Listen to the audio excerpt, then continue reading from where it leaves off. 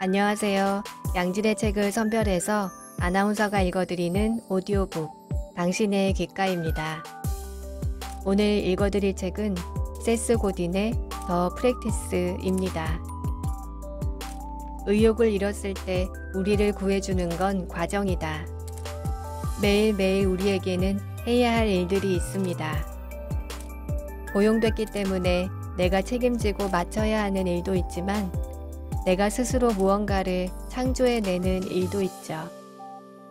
창의적인 작품을 만들고 그것을 세상에 보여주기까지 그 과정의 시행착오를 견딜 수 있는 유일한 방법은 꾸준한 실행뿐이다. 이것이 프랙티스라고 저자는 말합니다. 프랙티스는 연습, 훈련이죠. 이것을 계속할 수 있는 힘은 과정에 헌신할 수 있는 마음 자세입니다. 결코 한 번에 얻을 수 있는 것이 아니기 때문에 하고 싶은 일인지와는 관계없이 그저 묵묵히 해야 얻을 수 있다는 것을 인정하는 일이라고 합니다. 지금 여러분이 하고 있거나 해야 하는 프랙티스는 무엇인가요? 세스 고딘의 더 프랙티스, 함께 들어보시죠. 구독과 좋아요는 큰 힘이 됩니다.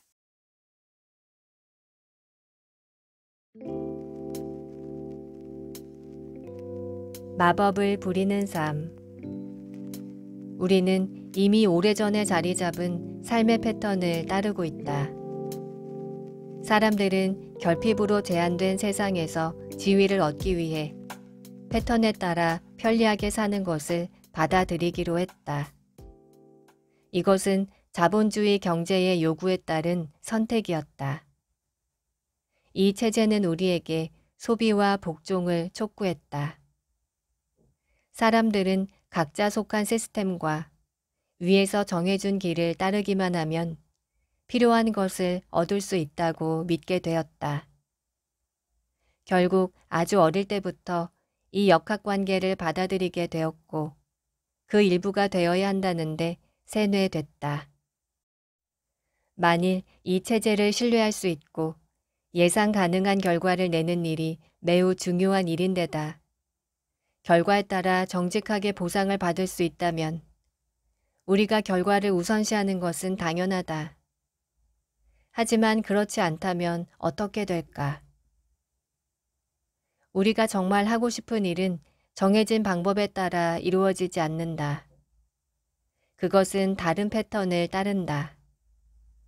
우리는 그 패턴을 따를 수 있다. 기존 방식으로 빠르게 대체할 수 있는 것은 아니지만 점차 습관으로 만들 수 있다. 그 패턴을 따르려는 이유는 원하는 것을 대가로 받기 위해서가 아니라 습관으로 쌓기 위해서다. 따라서 꾸준하고 단계적인 접근이 필요하다. 습관을 만드는 것은 요리와 비슷하다. 좋은 음식 재료를 준비하고 세심한 부분까지 신경 쓴 후에 가열해서 식탁에 올리면 되는 것이다. 이 과정은 순서대로 진행된다. 하지만 처음으로 무언가를 만들 땐 그 과정이 능숙하게 이어지지 않으며 조리법을 쉽게 기억할 수도 없다. 새로운 습관을 익히려면 리더십과 창의성이 필요한데 이것은 누구나 할 수 있는 것은 아니다. 하지만 잘 되지 않을지라도 추구할 가치가 있다. 우리는 이를 가리켜 예술이라고 부른다. 우리가 속해 있는 산업 시스템은 결과를 바탕으로 한다. 영혼을 마비시킨 채 지시받은 노동을 제공하는 대가로 생산성을 보장받는다. 하지만 우리는 다른 길을 선택할 수 있다. 다른 길이란 변화를 추구했던 사람들, 더 나은 세상을 만들고자 했던 사람들이 걸어간 길을 말한다. 이 길은 회복성과 관대함으로 정의할 수 있다. 바깥 세상에 초점을 두고 있지만 그곳에서 위안이나 박수를 받으려는 것은 아니다. 창의성은 반복되지 않으며 반복할 수 있는 것도 아니다. 그러나 창의성을 발휘하는 과정은 패턴을 따른다. 그것은 성장과 연결에 관한 습관이자 너그러움과 담대함을 쌓는 습관이다. 더불어 이타심과 자아가 끊임없이 어우러지는 습관이다. 이러한 행동 양식은 리더와 예술가들을 위해 존재한다. 실세계에 뿌리 내리고 있으며 우리가 원하는 곳으로 우리를 이끌어준다. 다만 이 습관을 쌓아가는 여정에 함께하는 상사는 없다. 그 누구도 책임져 줄 수 없기 때문이다. 이 길을 걷고자 한다면 그 무엇보다 나 자신을 믿어야 한다. 창의적인 사람들이 가진 습관의 중심에는 신뢰가 자리한다. 자아, 숨겨진 자아, 유일무이한 자아를 믿어야 하는 어려운 과정이 있지만 당신만의 습관을 찾아야 한다. 그렇게 한다면 당신은 마법을 부리는 삶을 살게 될 것이다. 그 마법은 온전히 당신의 것으로 지금 당신에게 꼭 필요한 것이다.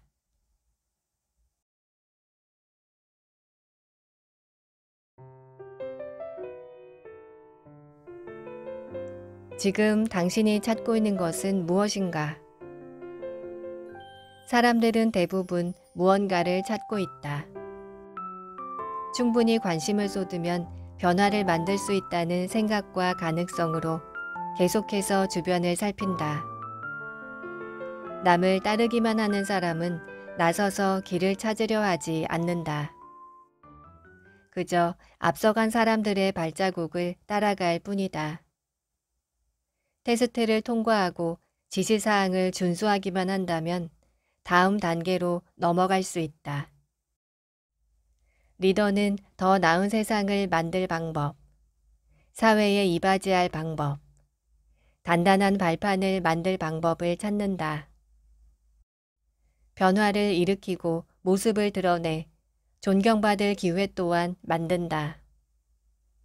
이러한 과정을 거쳐 우리가 사는 세상과 문화가 만들어졌다. 그리고 점차 더 많은 사람들이 참여하고 이바지하여 가치 있는 무언가를 함께 만들었다. 이를 예술이라고 부르자. 잘 되지 않을 수도 있는 일, 다른 사람을 위해 베푸는 일, 변화를 만드는 일 등의 행위가 예술이다. 스스로 자랑스럽게 여길 변화를 일으키기 위해 인간이 자발적으로 행하는 감정적인 행동이다. 현재 사람들이 여기에 활용할 수 있는 수단은 그 어느 때보다 많다. 앞으로 나아갈 방법 또한 수없이 많고 세상에 이바지할 진정한 기회들도 있다. 우리가 맡은 역할은 중요하다. 더불어 우리가 펼치는 예술도 중요하다. 여기서 우리가 던져야 할 질문은 내가 예술을 할 수 있을까가 아니다. 그 이유는 우리가 이미 하고 있기 때문이다. 살아오면서 적어도 한 번은 목소리를 높여본 적이 있고 중요한 문제를 해결하는데 도움이 되었던 적도 있을 것이다. 우리는 그런 예술을 다시 펼쳐야 한다. 하지만 지금까지 해온 것보다 더 많이 해야 한다. 우리가 진정 생각해 봐야 할 질문은 나는 그 일을 다시 할 수 있을 만큼 충분히 관심을 쏟고 있는가이다. 소설가 존 가드너가 말한 것처럼 사회와 조직의 부활은 누군가 주의를 기울였을 때 이루어지는 것이기 때문이다.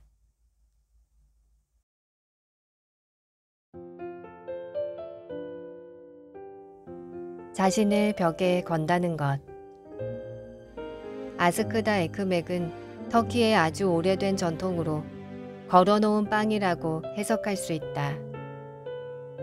터키에서는 동네 빵집에서 빵 한 덩어리를 사면서 다른 한 덩어리를 추가로 계산하면 빵집 주인이 손님에게 빵 한 덩어리를 포장해주고 나머지 한 덩어리는 벽에 붙은 고리에 걸어둔다. 터키에서는 돈이 없어 먹을 것을 구할 수 없는 사람이라면 동네 빵집에 들러 벽에 걸린 빵이 있는지 물어볼 수 있다.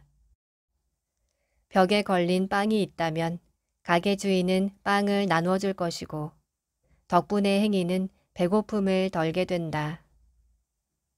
여기서 허기를 달래는 것만큼 중요한 것은 공동체 의식이 형성된다는 점이다. 창의적인 일을 하기로 선택했다면 당신은 문제를 풀고 있는 셈이다. 자신만을 위해서가 아니라 당신이 해낸 일을 마주하게 될 사람들을 위한 것이기도 하다. 자신을 벽에 거는 행동은 관대함을 베푸는 것이다. 우리의 통찰력과 사랑, 그리고 마법을 다른 사람과 공유하는 것이다. 이런 행동이 널리 퍼질수록 당신이 세상의 베푼 마음을 경험할 운이 좋은 사람들에게는 더욱 가치 있는 일이 될 것이다.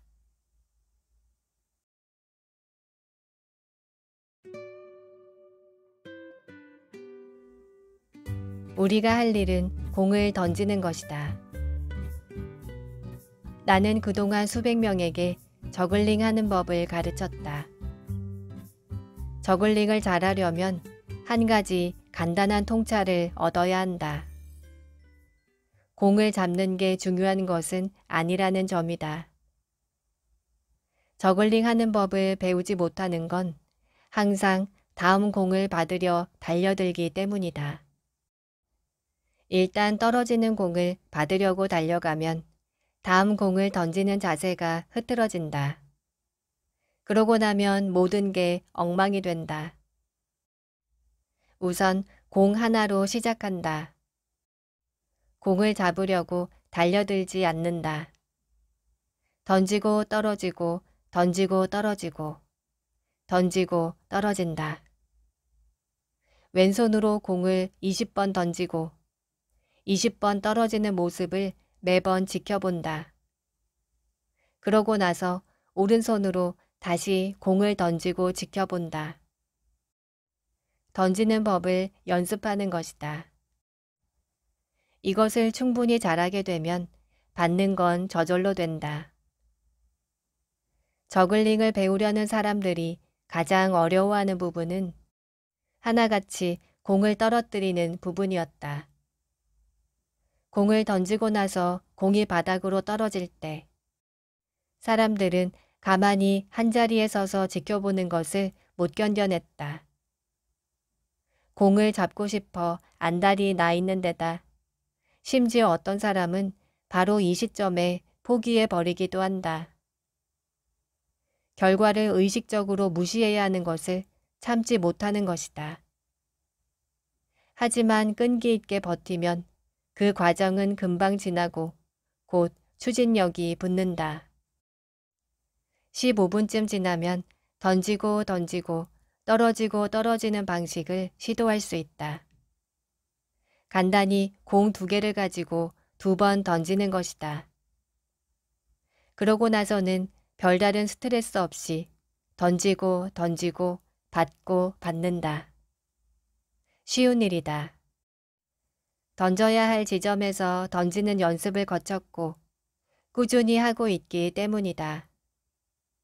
그러고 나서 마지막 단계는 3번째 공을 추가하는 일이다. 항상 성공하는 건 아니지만 그 어떤 방법보다 늘 좋은 결과를 낼 것이다. 우리가 할 일은 공을 던지는 것이다. 받는 건 저절로 된다.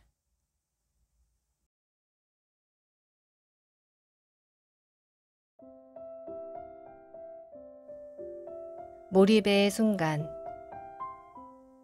누구나 몰입을 경험한 적이 있다. 한 번 경험하고 나면 다시 그 느낌을 느끼고 싶어서 몸이 근질거릴 지경이 된다. 몰입의 순간에는 생각을 방해하는 요소들이 사라지고 머릿속 이야기들이 물러가며 속삭임이 잦아든다. 마침내 오직 하는 일에만 온전히 열중하게 된다.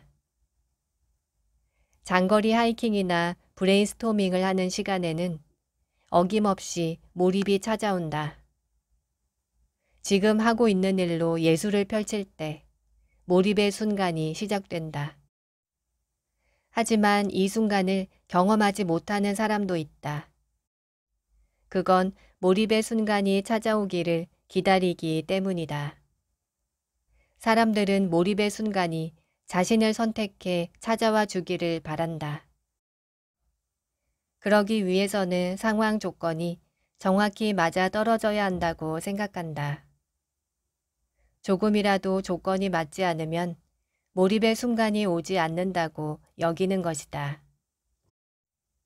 만약 몰입이라는 게 우리가 선택할 수 있는 것이라면 몰입의 순간을 과정 안에 넣으면 어떨까? 일부 창작자들은 백지 한 장을 도화선으로 사용한다. 피아노 건반이 계기가 되는 사람도 있고 회의에서 발표를 시작하는 순간 그런 기분을 느끼는 사람도 있다. 몰입하지 않고도 일할 수 있는 상태를 만들면 오히려 몰입의 순간이 찾아올 가능성이 커진다. 결국 모든 건 원하는 변화를 만들 수 있다고 자신을 신뢰하는 일에서부터 시작한다. 몰입의 순간이 오면 일하고 있다는 생각이 들지 않는다. 일은 의지와 상관없이 늘 하는 것으로. 그러다 보면 어느 순간 예고도 없이 몰입이 일어난다. 몰입이라는 건 일하는 과정에 나타나는 징후이지 일을 시작하도록 만드는 계기가 아니다.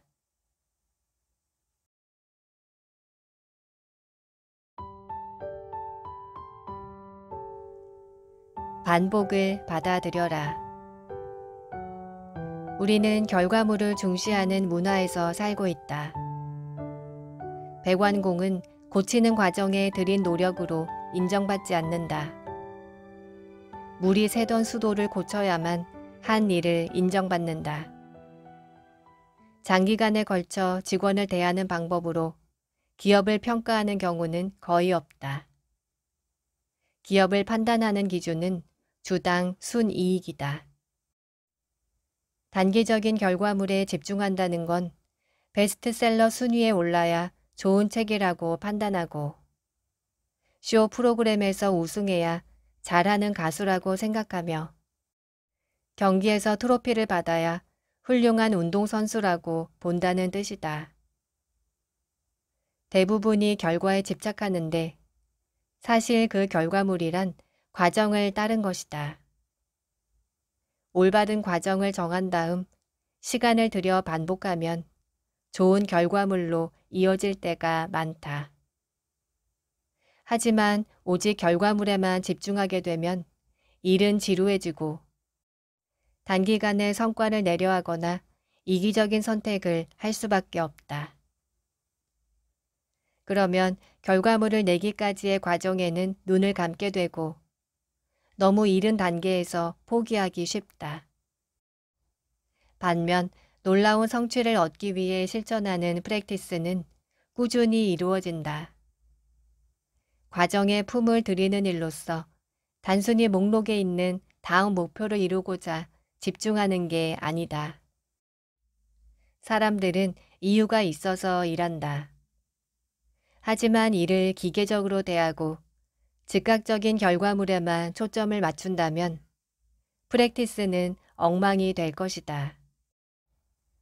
과정에 노력을 기울이는 일이야말로 우주가 나를 선택하는 행운이 따르기를 바라는 복권 당첨식의 마음가짐을 대체할 유일한 방법이다.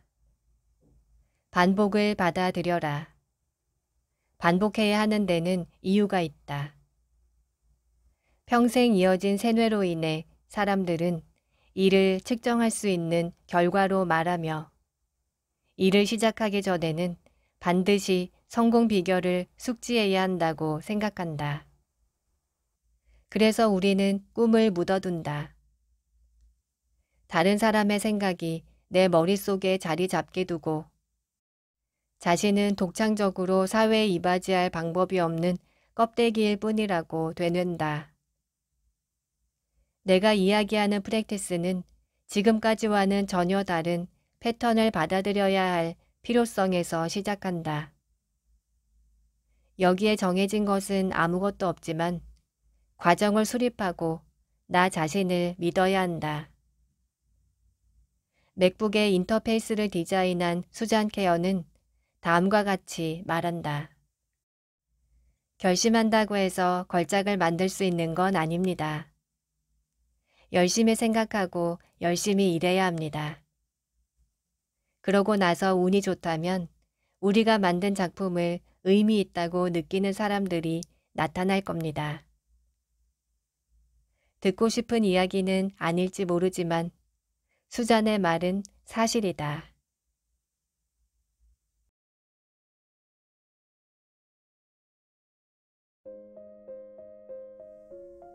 프랙티스는 불편함을 만드는 것.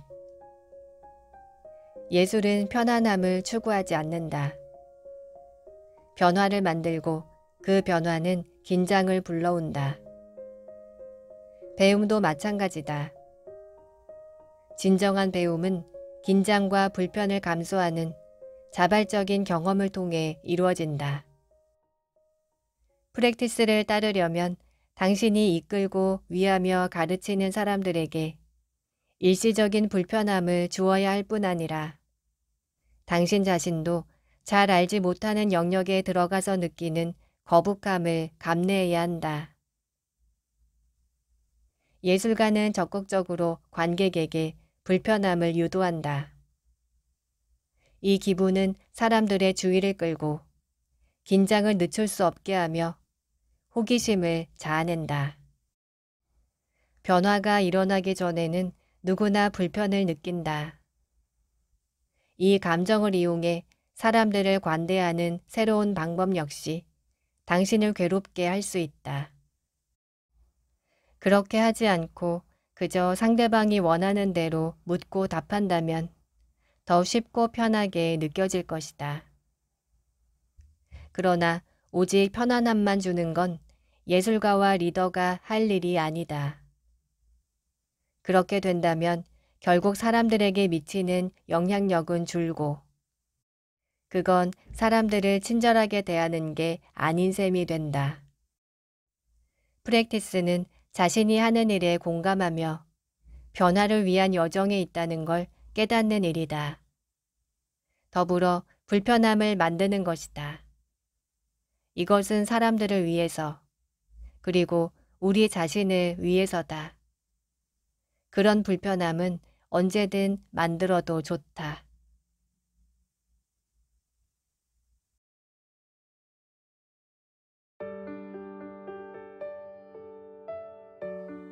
놀라운 성취를 이룬 사람들의 비밀.